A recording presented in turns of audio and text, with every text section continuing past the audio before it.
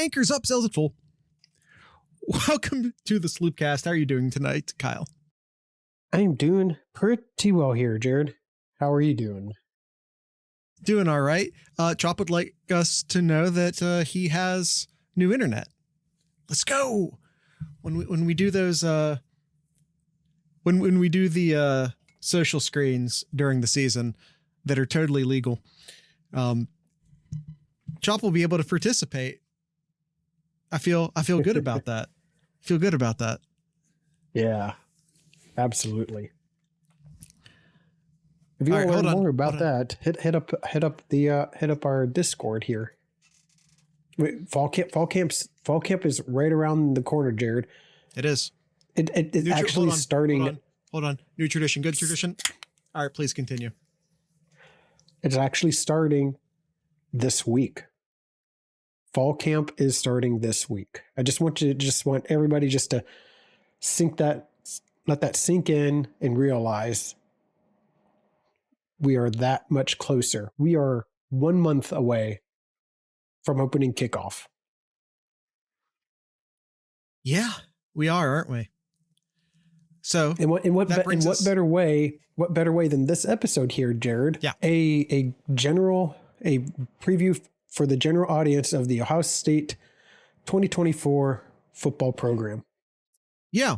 This is not the first time we've done this episode. Is this the third time we've done this episode? I forget. But I thought it was a good idea. Kyle and I thought it was a good idea that we do an episode that is for, a lot of people are, you're a casual fan, or maybe you had a really busy summer.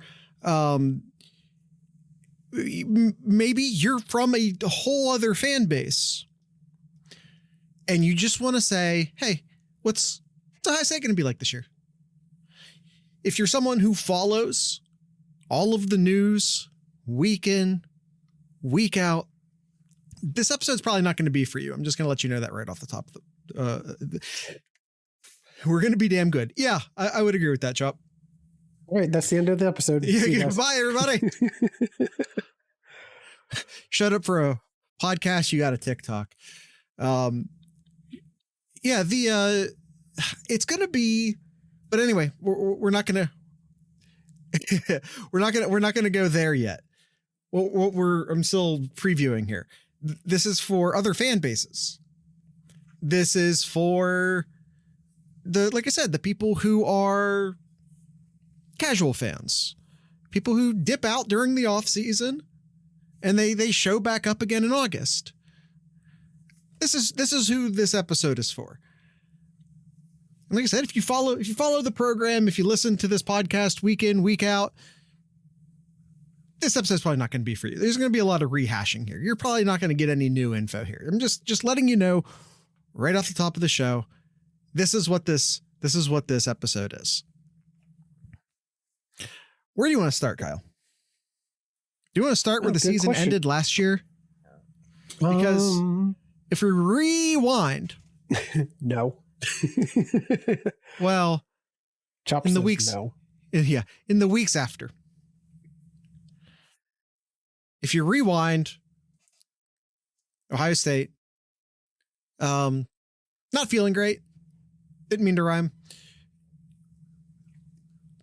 Just basically didn't even bother to show up in a bowl game versus Missouri. Missed the playoffs.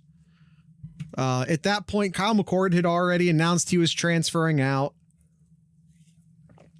And, a lot of people were calling for Ryan Day's job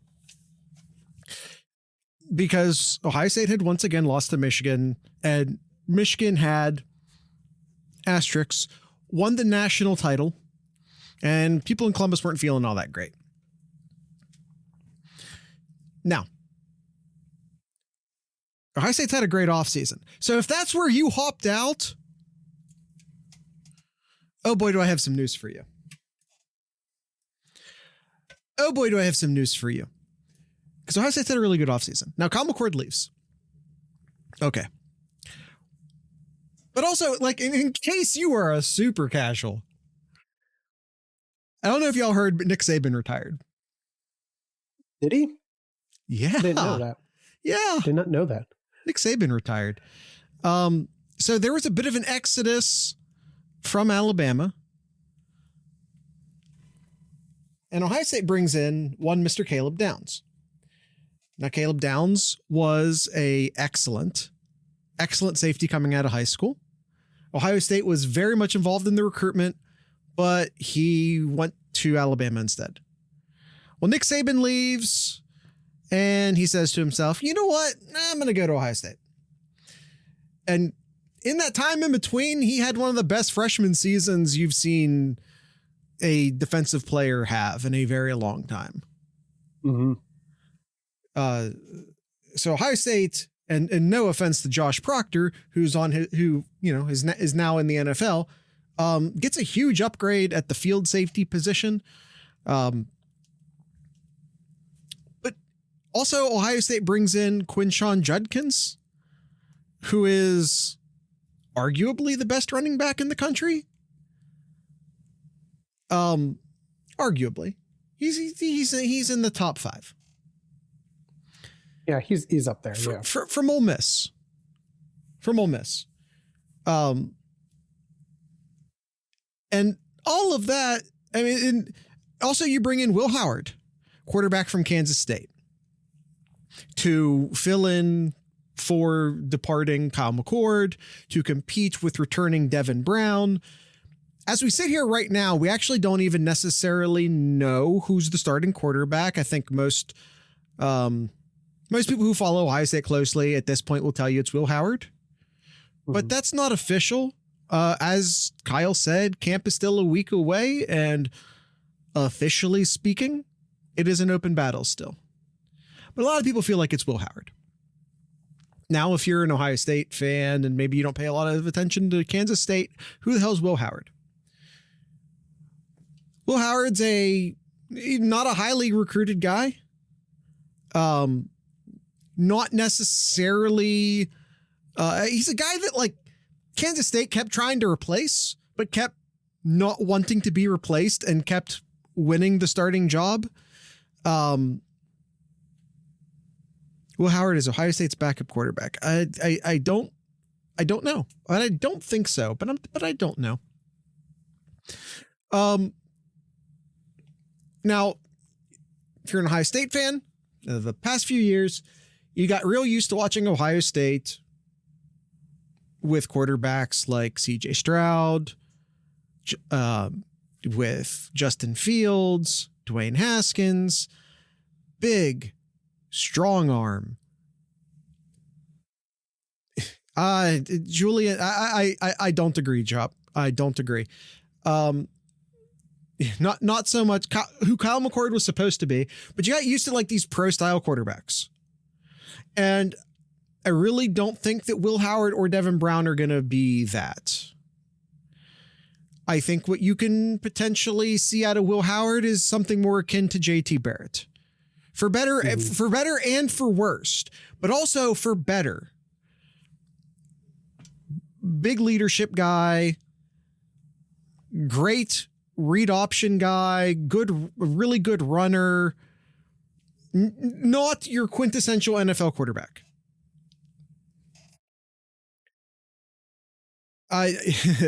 Chop didn't like that comparison. Hopefully freshman year JT. He's not going to be like senior JT with JT's shoulder being what it was. I'll tell you that. He's going to be a better quarterback than that. But if we're going for a rough comparison, he's closer to JT Barrett, then that's because Urban ran him 20, 25, 30 times a game. That's why he regressed every year. But anyway, we're not going to relitigate that. Point being is that a Will Howard led offense is going to be closer to JT Barrett than it is CJ Stroud, for better and worse.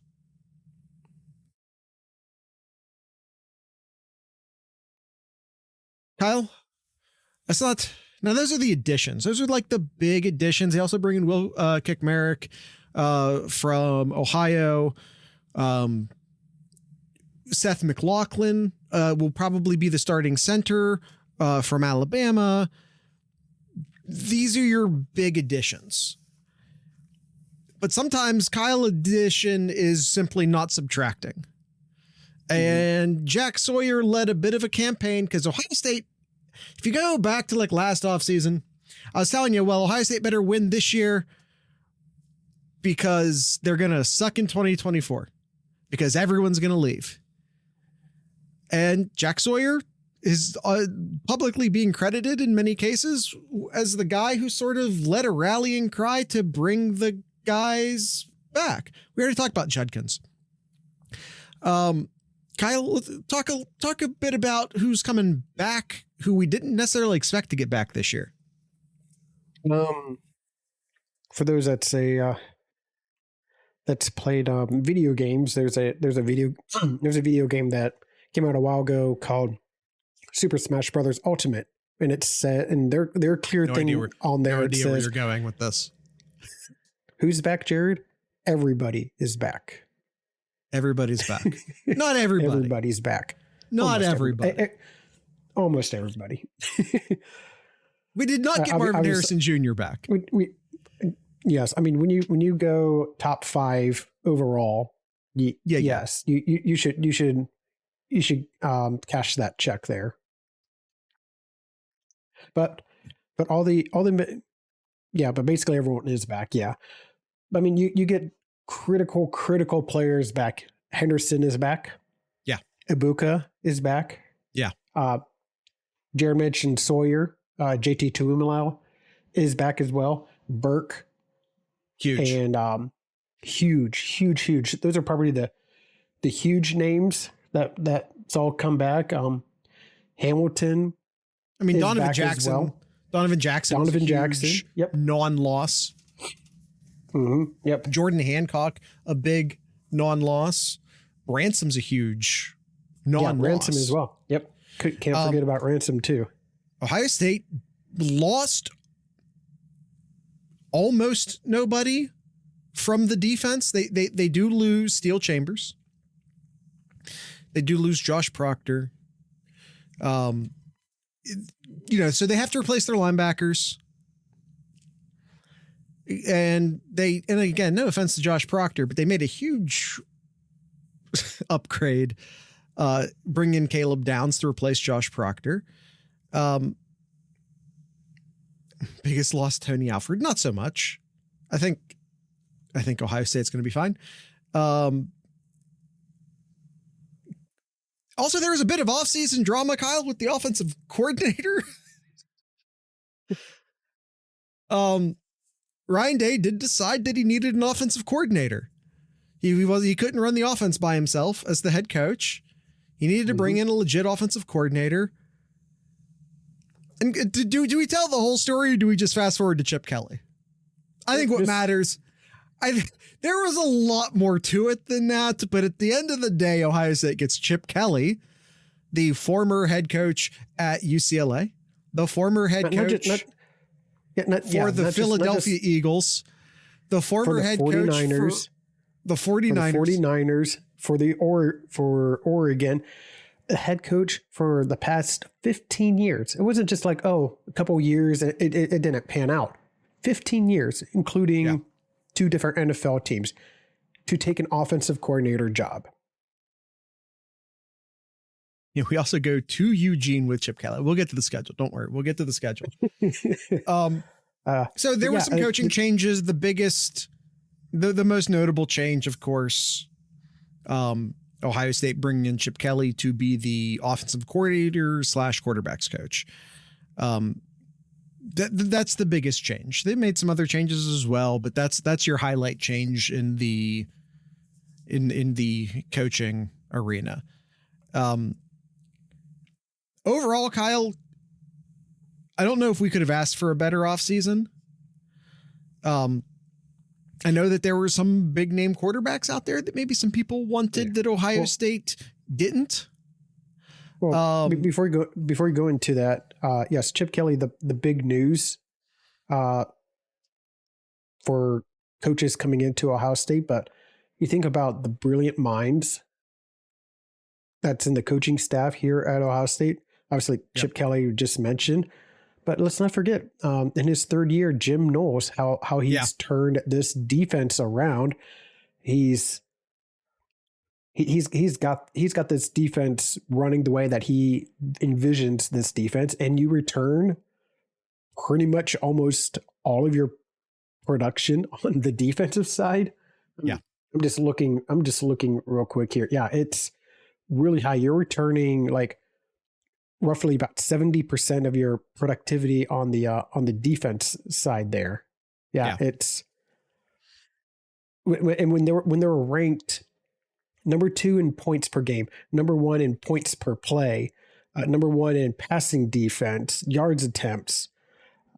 They were top 30 in rushing defense. I expect that to improve drastically this year with all the returning defensive players here. Jim Knowles is a kid in a candy store this year with this defense, and Chip Kelly too, and Chip Kelly on the offense too. And he's had Denzel Burke on the field for 3 years. He's had Jack Sawyer on the field for 3 years. He's had JT Tuimoloau on the field for 3 years. Oh, and coming into Ransom the portal, and Hancock on the field for 3 years. These are third year under Knowles players, which I don't think can be overlooked. And then you got Downs that just coming to Ohio then to really strengthen this defense even more. Just crazy. I know you're going to hear a lot of comparisons to like the Michigan team last year where they were like all in. They had so many super seniors and all that. Ohio State doesn't really have really that many like super seniors, but a lot of veterans this year. A lot of snaps. Yeah. There's a lot of snaps returning on defense. But I mean, screw the super seniors. These guys, Michigan had a bunch of 6th-year guys, but they had a bunch of 3-year, 6th-year, a bunch of 3-star 6th-year guys. Ohio State has a bunch of 5-star 4-year guys. Yeah. All right, Kyle, do you want to go into, we're talking about the players. You want to talk about the depth chart specifically, or do you want to talk about the schedule? You want to do the depth chart? We have visuals for the depth chart. Yeah, let's do the depth chart. But before we get there, we're going to take a quick ad break here. As soon as we're back from this break, we will cover the offensive side. We can start wherever, but yeah.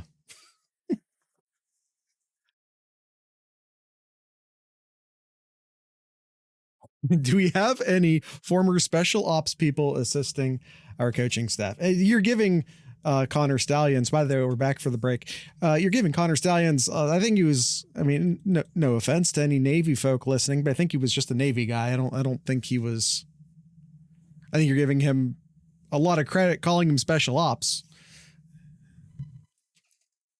Hey man, I know you're an Army guy, but let's not be calling names down in the chat.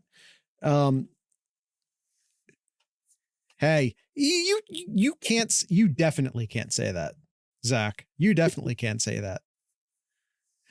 All right, let's move on to the offense, and why I said the offense because you have them on the board here, Jared. So sure.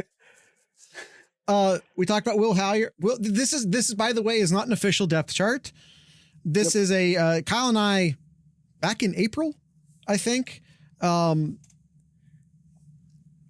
Back in April, did a my family all Marines, or excuse me, all Army. I don't know why I substituted that.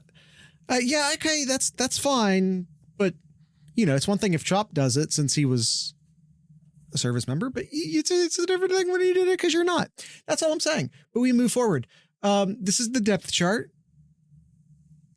This is not, well, I should say, this is not the depth chart. This is not the official depth chart. Back in April, Kyle and I made a depth chart. And this is mostly that. We did have TC Caffey on this depth chart when we first made it. He has since, if you don't know, he's what year is he?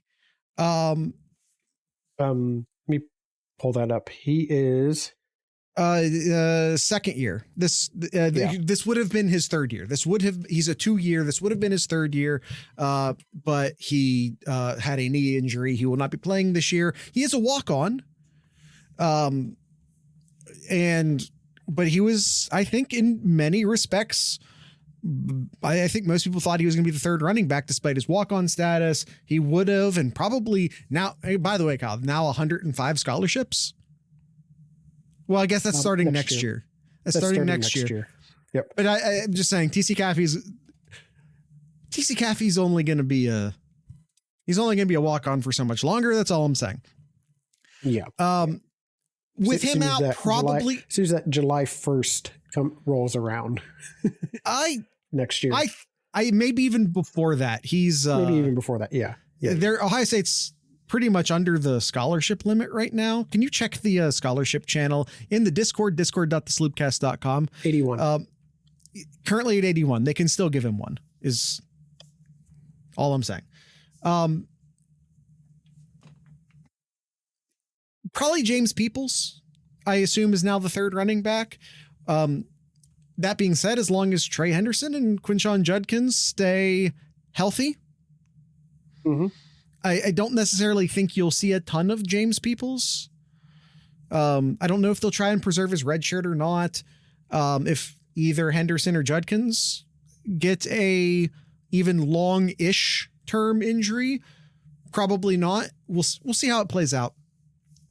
But you will notice, and I try not to go full Urban Meyer with this, there are not ands all over the depth chart. I have one ampersand on the depth chart. I have it next to Trey and Judkins.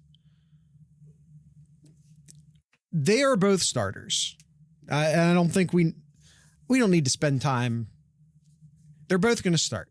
One's going to start one game. The other's going to start the next game. They're both going to get carries. We don't need to worry about that. I don't want to see Ohio State continue the quarterback. Quarterback is not running back. We need a quarterback. We need a quarterback. So let's pray that we don't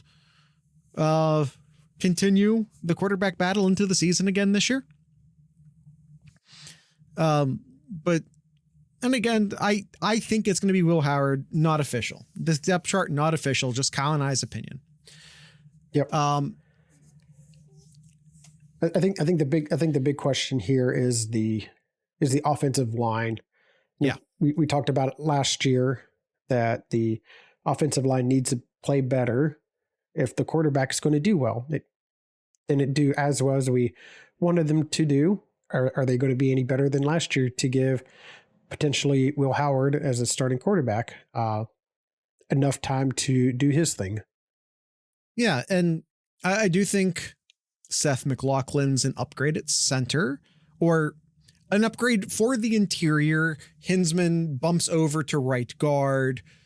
The combination of Donovan Jackson, Seth McLaughlin, and Carson Hinsman's an upgrade over the interior of the line last year. Mm-hmm. That's how I'm going to say that. Josh Simmons had a rough start for Ohio State at the beginning of last year, got better as the season went. I said a little bit ago that Ohio State had like the best offseason you could hope for. And I said, there were some other quarterbacks maybe out there that at least some fans wanted. I think a lot of fans, Kyle and I included, were really hoping that you were going to get an offensive tackle to add to the depth chart. That did not happen. There quite frankly weren't, because they don't need bodies at tackle. It's something I said a lot during the offseason and a lot in the Discord server. What Ohio State did not need is bodies at tackle. What Ohio State needed was a starter at tackle. So anytime a tackle hit the transfer portal, people would be like, oh my God, should Ohio State go get this guy? The only two tackles that entered the portal this year who would have been absolute starters at Ohio State ended up back with the teams that they were with last year. One of them more eventful than the other. But we don't need to talk about Caden Proctor. Point is that there weren't any stud, bona fide Ohio State level tackles who touched the portal this year. Ohio State could have gone out there and gotten some depth guys, some guys who maybe could have competed. But that's not what they needed. They have depth at tackle. They needed a starter and a like I said, someone who was absolutely going to walk in and take Josh Fryer's job. Didn't change teams. A couple guys entered the portal. They went back to the teams they started with. This is your offensive line. It's Josh Simmons at left tackle, Donovan Jackson at left guard, Seth McLaughlin at center, Carson Hinsman at right guard, Josh Fryer at right tackle. We're hearing a lot of good things about Josh Fryer. He's lost some weight. He's had a really good offseason.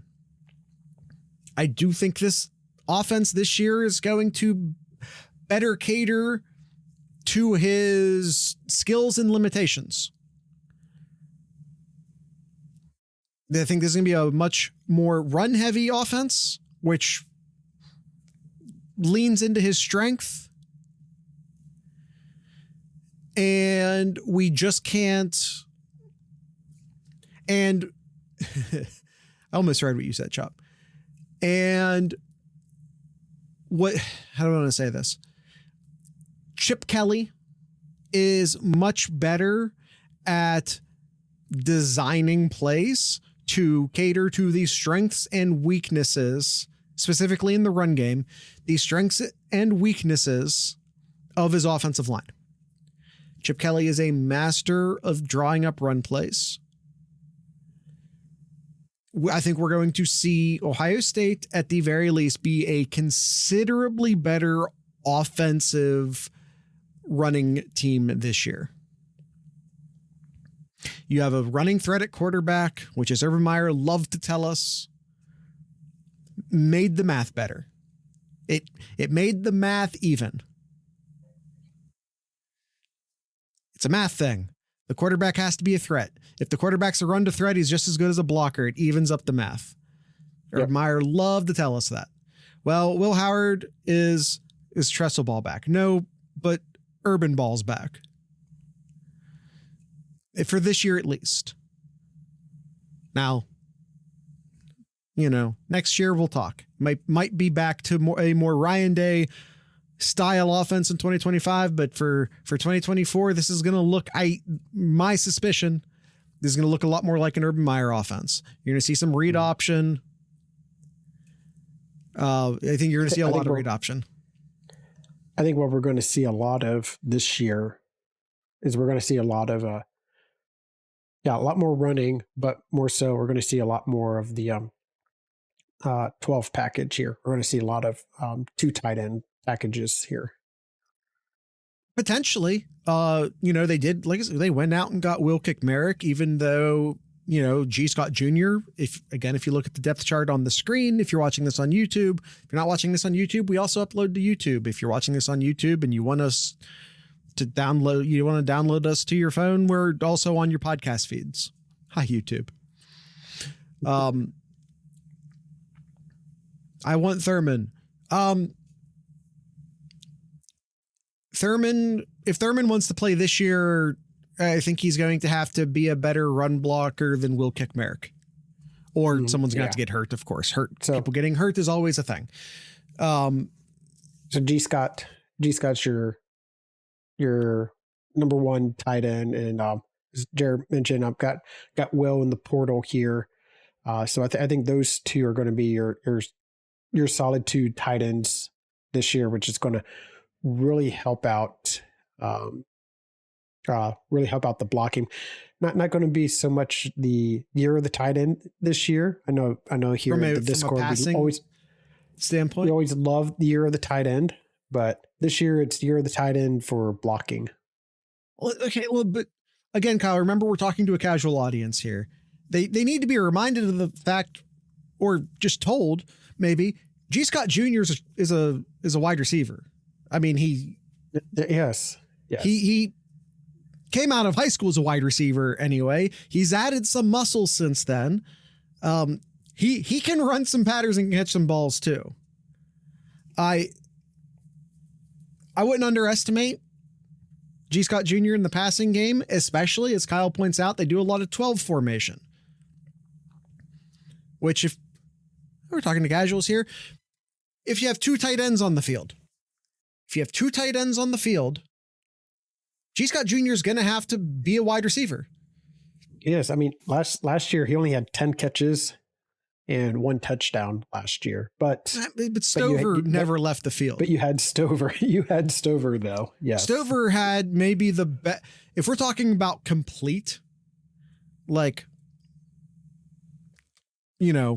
running and blocking, maybe had the best year any Ohio State tight end has ever had last year.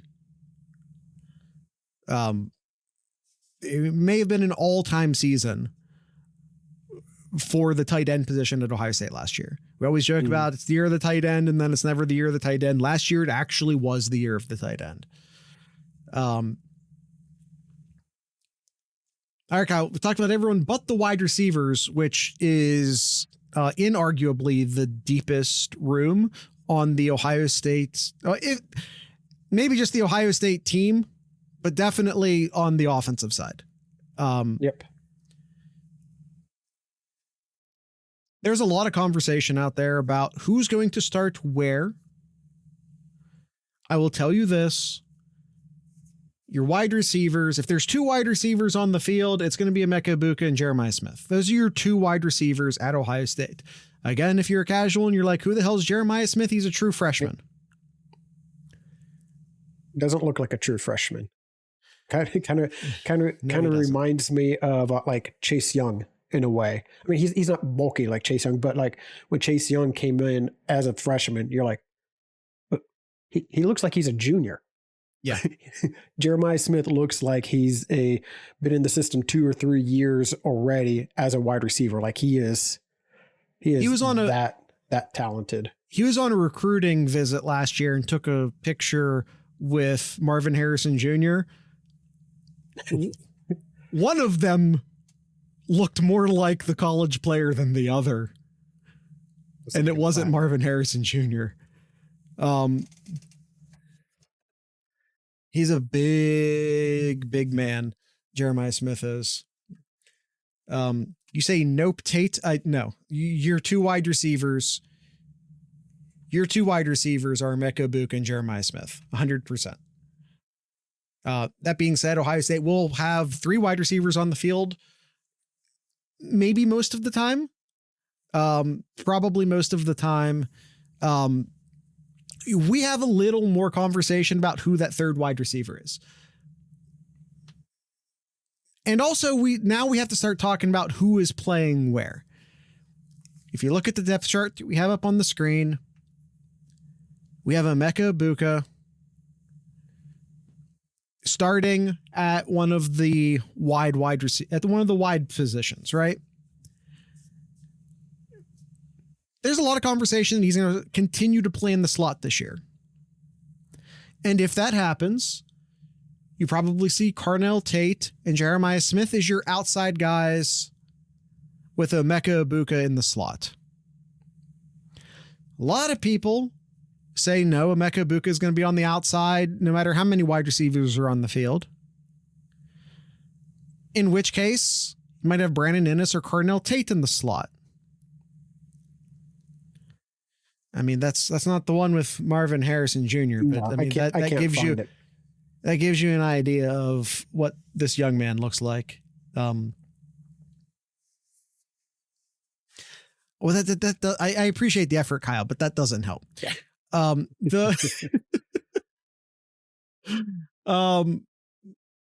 Yeah. To me, the 4 best wide receivers, the wide receivers you're going to see the most in this order. I'm just going to rank the wide receivers 1 to 4 for a second. That's what I'm going to do. I can tell you with confidence. Number 1's Emeka Egbuka. Number 2 is Jeremiah Smith. Number 3, Carnell Tate. Number 4, Brandon Ennis. Maybe you swap 3 and 4 around. They're pretty close.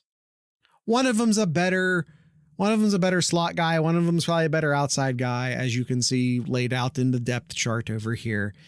But I think those are your 4 guys on the team. And probably in that order. Although, like I said, some people might fight me on the ordering of those 4 players, but those are the 4 wide receivers who you're going to see on the field most. You're going to see Bryson Rodgers get on the field. You're going to see Kojo Antwi get on the field. You're going to see a lot of wide receivers throughout the course of the season get on the field. Don't forget about Jaden Ballard. Yeah, I was just going to ask about Jaden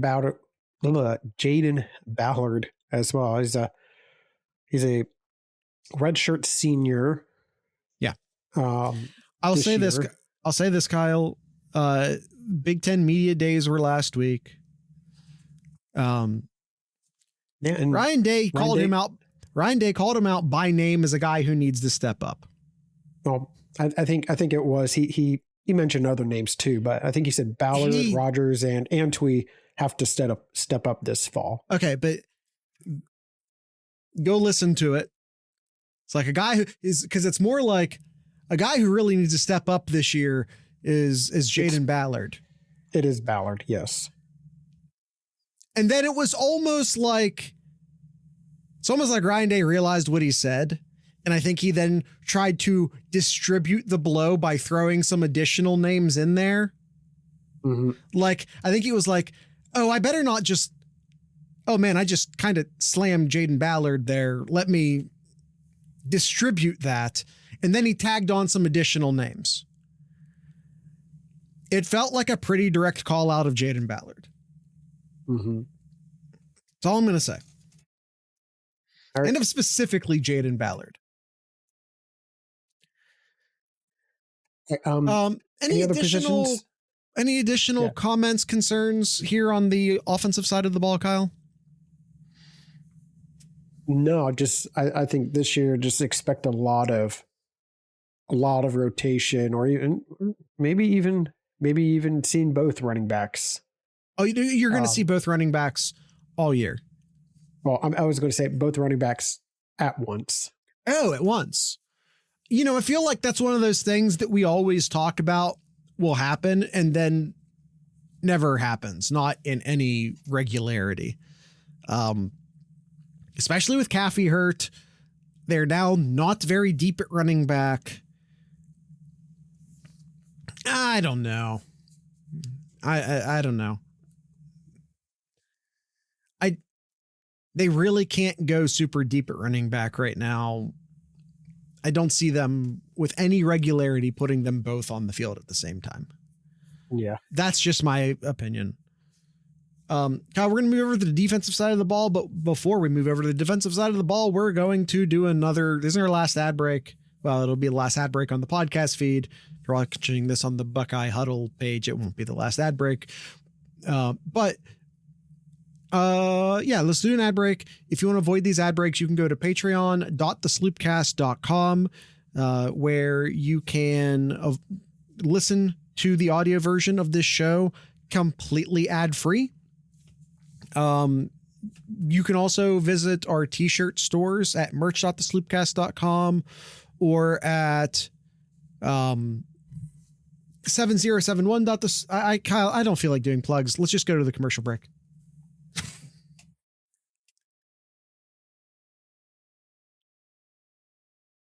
All right. We got the defense on the screen now. Patreon.thesloopcast.com, discord.thesloopcast.com. There, I said it.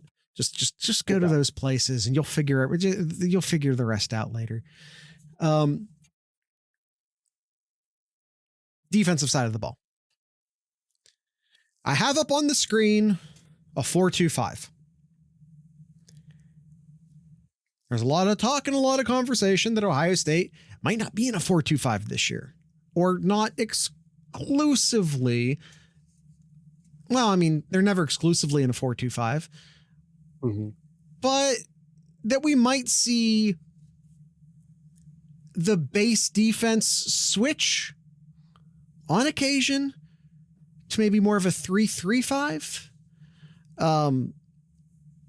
But for right now, we're going to do this depth chart as a 4-2-5.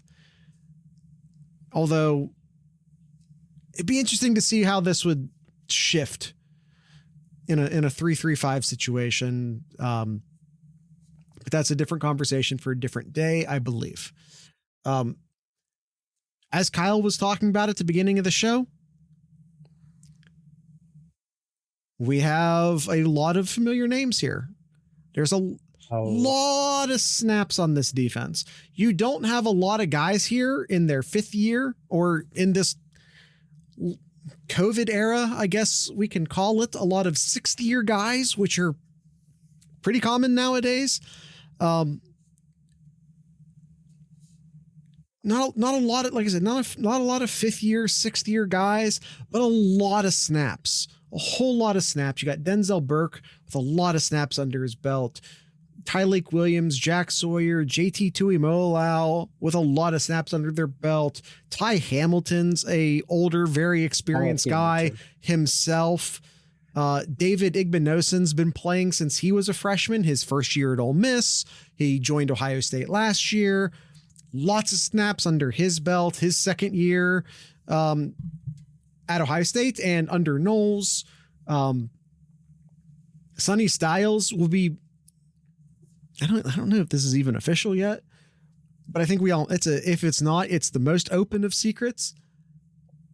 Sonny Styles has moved from the safety position to the linebacker position. We're projecting him at the will linebacker. Not 100% on that, but that's where we're projecting him to. The Mike position, I think you'll see a mix of a very seniored Cody Simon and a younger, maybe a little bit more athletic, maybe a little bit more. I almost want to say like CJ Hicks is more pass rush and pass protection, whereas Cody Simon's a little bit more run stop. So I think this is, again, I'm going to use this. I'm only using 2 ampersands for starting roles. We saw the running backs with the ampersand. I'm using an ampersand here again with the mic with Hicks and Simon. I think it'll be highly rotational and highly situational. Jordan Hancock, another guy with a ton of snaps under his belt. Caleb Downs only in his 2nd year of college football, 1st year at Ohio State. Maybe not maybe. Well, I guess you count Sonny Styles because of the position change, or if CJ Hicks is on the field, he does not have a ton of game reps.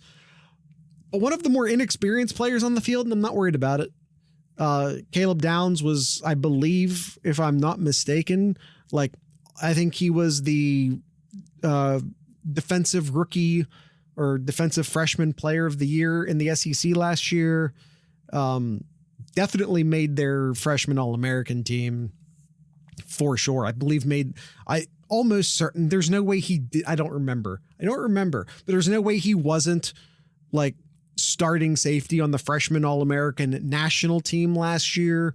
I mean, had to have been anonymous across, not anonymous. You mentioned on the unanimous. Often, I had to get that out. Unanimous across the board, freshman defensive player. If not in total, then at least at safety. You mentioned like on the offense side that Ballard kind of needs a step up this year, being a veteran here. You could say the same thing with Cody Simon. I think Cody showed sparks here and there last year. He's got to elevate this game as his last year at Ohio State here. With Cody Simon, he's had a lot of injuries throughout his career at Ohio State. Yes. Different situation, I would say. So yeah, a very, very experienced and insanely talented starting 11 for Ohio State. Yes. We talked a bit about the 3-3. How does this shift in a 3-3? You might basically see Tyleek move into nose, Ty Hamilton come off of the field, and then you'd see both CJ Hicks and Cody Signman on the field. And I think that's your 3-3. Gosh, I'm so torn on this because I love both Hamilton and Williams, but I feel that Ohio State will be at its best with a 3-3-5 this year under It depends upon normal who you're circumstances. Playing. Depends upon who you're under playing. normal circumstances. Yeah, I think. but when they play Michigan at the end of the year, yeah, I mean that'll change to like a 4-2-5 then. It depends upon who you're playing. First off, the whole idea, in my opinion, is that you keep them guessing and that you're multiple and that you jump back and forth between the two. But yes, if you're playing a run heavier team, you're going to favor the 4-2. And if you're playing a pass heavier team, you're going to be favoring the 3-3. Mm-hmm. But again, the whole idea is, and you can get away with this because this is such a seniored defense, a lot of snaps, a lot of experience on the field.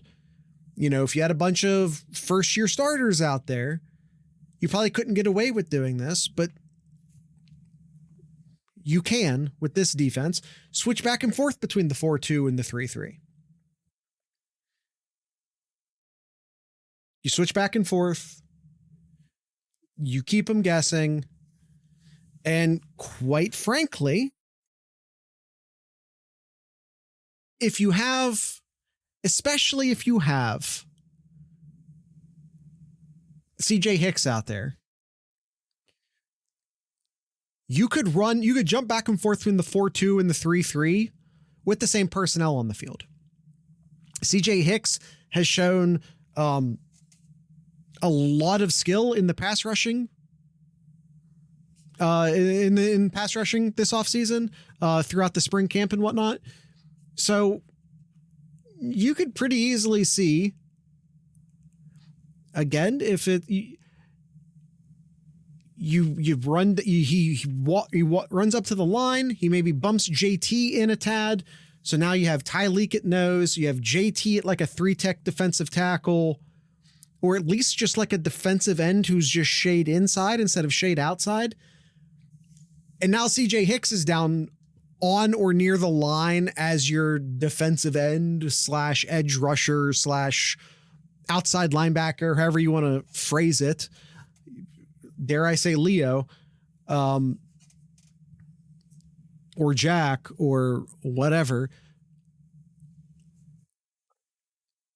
You could, if you have, I think you can jump back and forth between the two without changing your personnel a lot.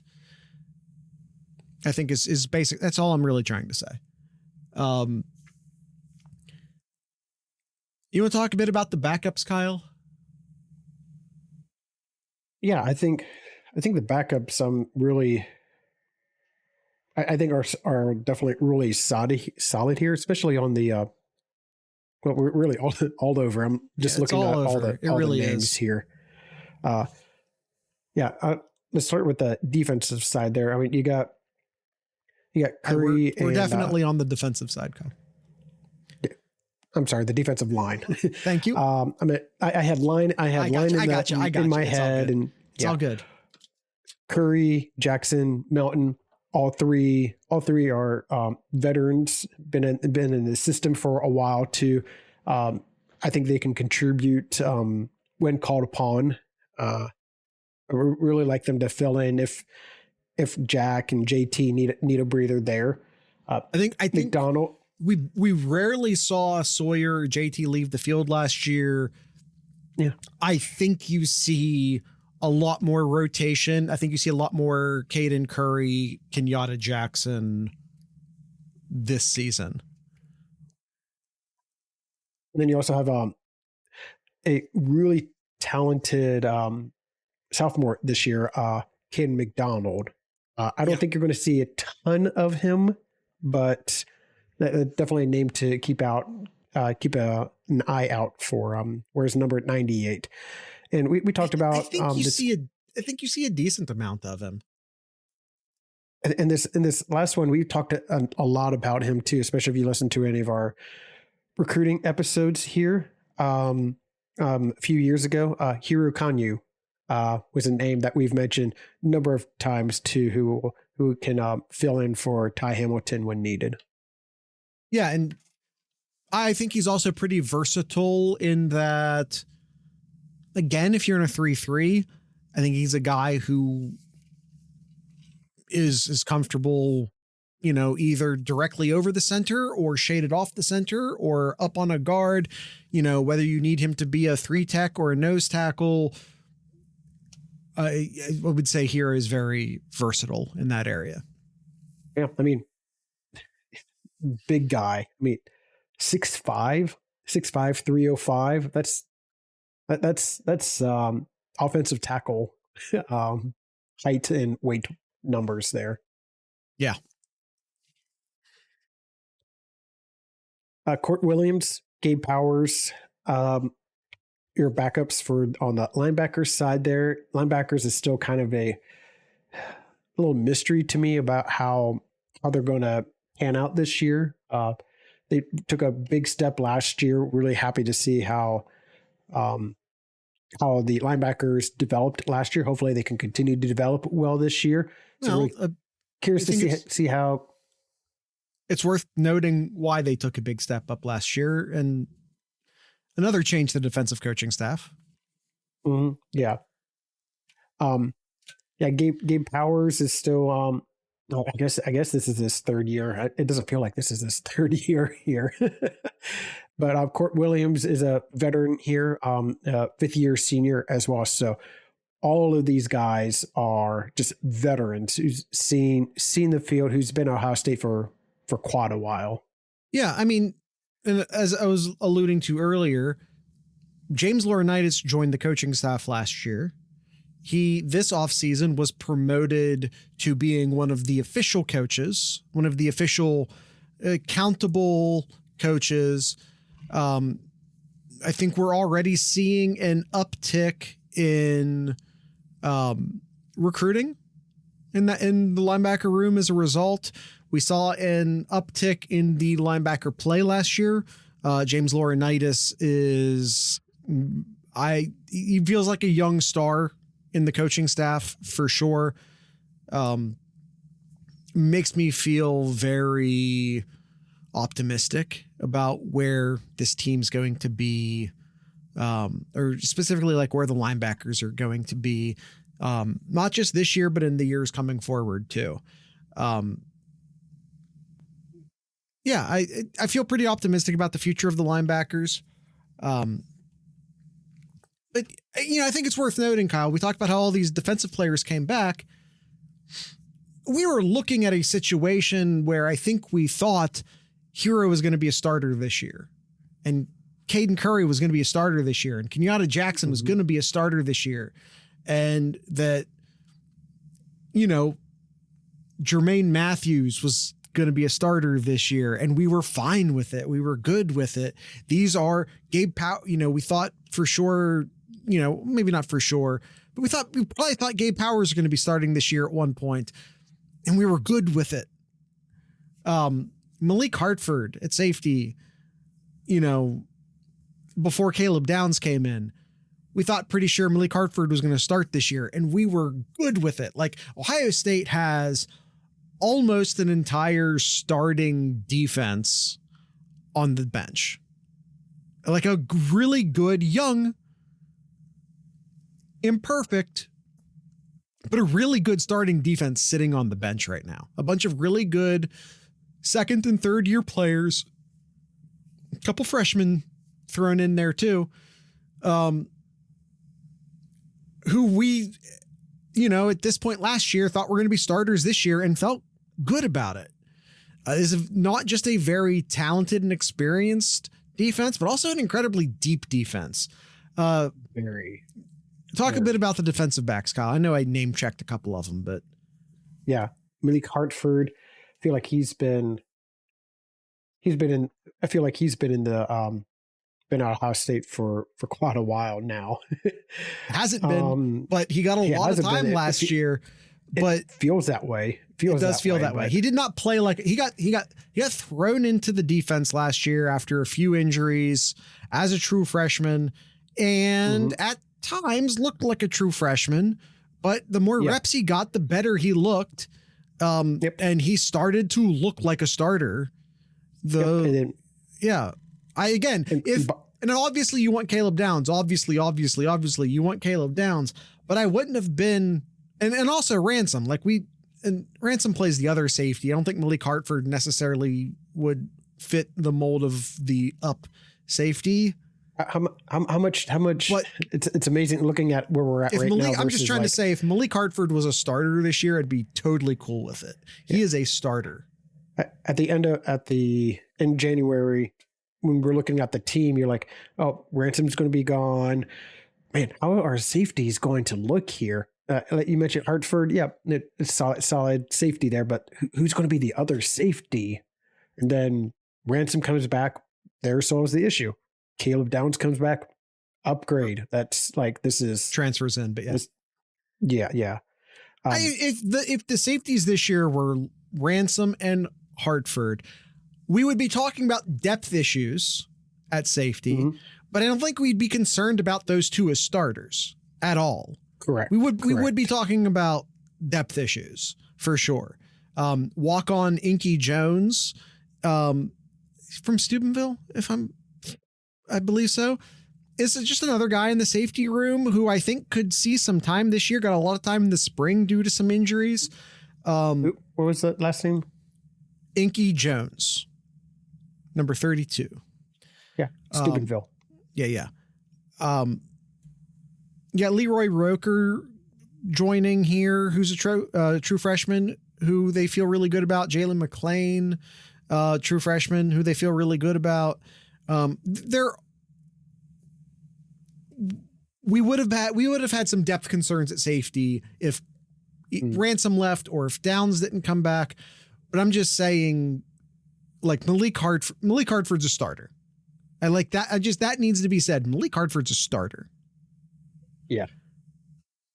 They also bring in, and again, because there are maybe some depth issues at safety, they also bring in Keenan Nelson Jr. via the transfer portal. I do believe, no offense, I mean, he's a depth guy.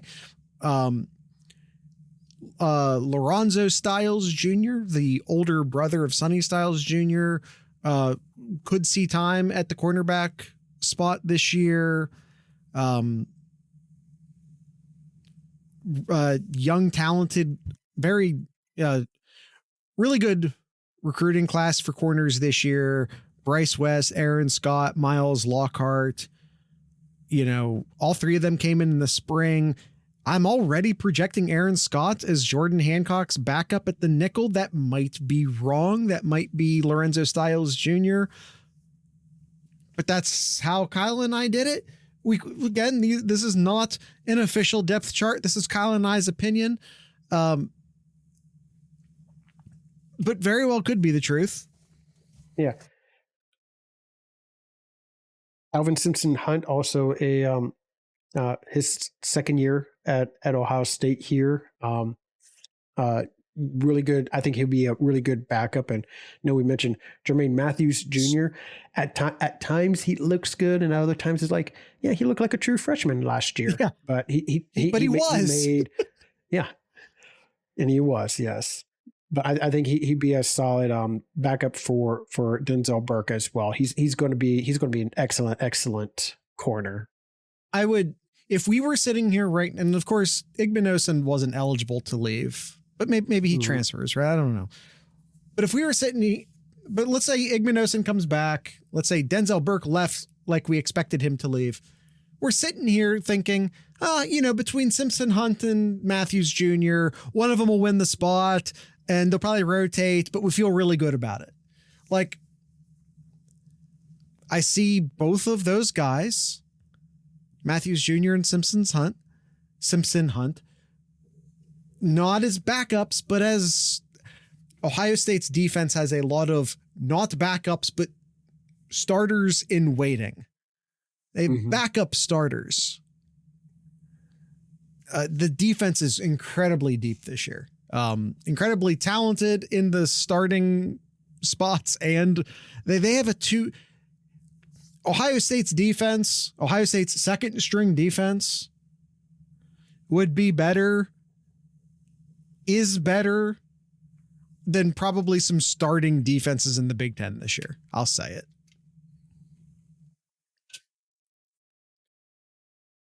Ohio State's second string defense. There are teams in the Big Ten that would trade their defense for Ohio State's second string defense. In a heartbeat, yes. Yeah. Dare I say, Jared, you take the second half, the lower half of the Big Ten. I mean, I don't know. I don't know. Maybe. I mean, you're not bringing a lot of experience. That's True. That's the issue, True. obviously. To say half of the Big Ten feels like a stretch, maybe, but I don't know. Yeah. Oh, I wanted to get into the football schedule, but we had too much over the time hour. talking about the depth chart. We are. I'll just say this super brief overview of the schedule. Notable games going to Eugene, October 12th to play we're talking to casuals and maybe some people who tuned out. Did you know Oregon's in the Big Ten now? That's a thing. Oregon's in the Big Ten now. Going to Eugene for a Big Ten game against Oregon, October 17th. Ohio State's non-conference schedule is hot garbo this year. They added in Marshall last second here. Marshall. Yeah. So they're out of conference is Akron, Western Michigan, bye week, Marshall, and Michigan State. So yeah, notable games.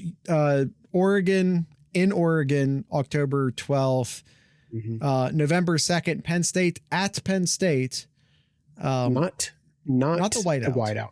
For the second, well, wouldn't be second year in a row. Second Ohio State, Penn State game that's located in Happy Valley in a row. There's got to be a better way of saying that it's not the whiteout. Blame Fox. Fox wants that game at noon. Penn State wants the whiteout to be at night. Blame Fox. November 16th.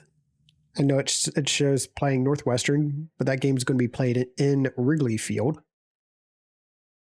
Again, if you're casual and you had Northwest is going to be playing not zero of their games in their practice facility this year. So if you're feeling real nostalgic for 2020 football with no one in the stands, I got good news for you. But that won't be Ohio State. That won't be Ohio State. That'll be Wrigley Field. For that Ohio State Northwestern game, prices are ridiculous already. Wrigley's an old stadium. I don't feel like it houses a lot of people. And of course, Michigan, November 30th. Those are the three. 41. Those are the two losable games on the schedule. I'm not counting. Michigan's going to suck this year. Guys, Michigan is going to suck this year. We did an episode back in February or March called Know Your Enemy, the Offseason edition. But let me real quickly. I know we're over in time. Michigan's defense, starting defense, really good. Starting 11, really good. Really good. That's it. That's it. They have no. I won't say they have no depth on defense. They have no. They're gonna ride and die on Edwards' back on offense. That offense runs and dies on Edwards there. Yeah. Yep. I mean, they also have Loveland. He's one of the better tight ends in the country. Yeah. Yes. Their offensive line is in the NFL now. They don't have. We did a whole episode on it. You can go listen to it. They have very few positions, like safety and tight end, I think is basically it, where they have like some actual depth. And that's really about it. Their starting 11, as Kyle pointed out on defense, Michigan's defense has a really good starting 11 guys. They don't have much depth on defense. So you might see a lot of late game collapses from Michigan. You might see, you might see the defense have a lot of issues if they don't stay healthy. And you're also going to see a situation in which Michigan is going to struggle to score points this year. They're not going to be very good this year. They sent a lot of people to the NFL. They were a very old team, and those guys left. Michigan's going to lose several games this year. Also, if you've been told, there's a playoff now, like an actual playoff. Don't know if you guys know this. There's an actual playoff now. 12 teams. Mm-hmm. So Ohio State could lose to Oregon, still make the playoffs pretty easily. Mm-hmm. Yeah. Yep. Now, it's worth noting that Ohio State doesn't have a lot of good games on their schedule this year, so you don't want to lose. Probably don't want to lose to Penn State and Oregon. So, gosh, there's so much more I want to say. I know we typically have the one man Mario rule. I don't know if that's the case anymore. No. It is absolutely not the case anymore. But honestly, absolutely not. Oh, by the way, but with Ohio State, we don't have divisions in the Big Ten anymore. But with Ohio State's schedule, especially their out of conference, yeah, they may still be you only get one Mario man. You lose two, and that's, I don't know. I mean, you're digging yourself a hole in that situation. Now, it's worth noting there are no more divisions in the Big Ten. There's no more East, no more West. It's all one big happy Big Ten now. Yep. So you can, lose to Oregon, play Oregon again in the Big Ten championship game. Like, it's not like you lose to Penn State or Michigan State, as has happened in the past, and you're both in the East. And now they have the tie. You both maybe have one loss in the Big Ten, but they have the tiebreaker. And now you're not even playing in the Big Ten championship game because all the good teams are in the East. It's not the case anymore. You could, in theory, win all of your games, except at Penn State, and then turn around and beat Penn State in the Big Ten championship game. This is a realistic thing that can happen now.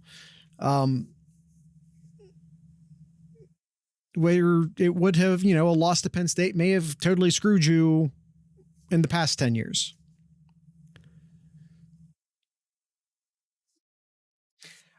All right, Kyle, we are super duper over. Do you have anything in Kyle's corner?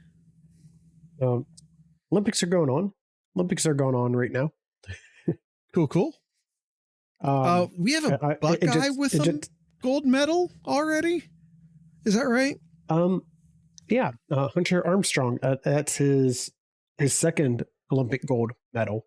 He was in the 4x100 meter freestyle in swimming. Man, those swimming guys can rack up a lot of medals. Yeah, they can. And I was looking here. So there are 24 Buckeyes, former and incoming Ohio State athletes participating.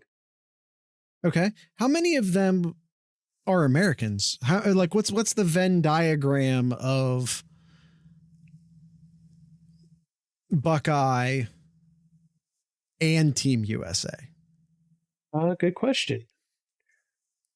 If you don't know. Seven in the US. Okay. And eight in Canada. Okay. 2 in France. And then just the other. And then one, I see Germany, Ireland, Lithuania, Nigeria, Puerto Rico, Spain, and Trinidad and Tobago. Tobago.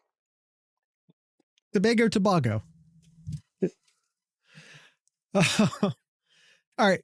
That's pretty cool. That's all I got to say about that. Is that Kyle's Corner? That's it. All right. Let's go ahead and end it. Yeah. If maybe this is your first time stopping by the Sloopcast, thanks for stopping by. I hope that helped. Don't use us. Don't use us as a pronunciation guide. But definitely come for the laughs. Come for the discussions. We do national episodes twice a week during the season. We do 2 Ohio State episodes and 2 national focused episodes every week. Come on back for some of the national episodes that we do during the week, even if you're not an Ohio State fan. Don't use us as a pronunciation guide. And you should know that at the end of every episode, but this is only on the podcast feed because YouTube's real strict about this stuff.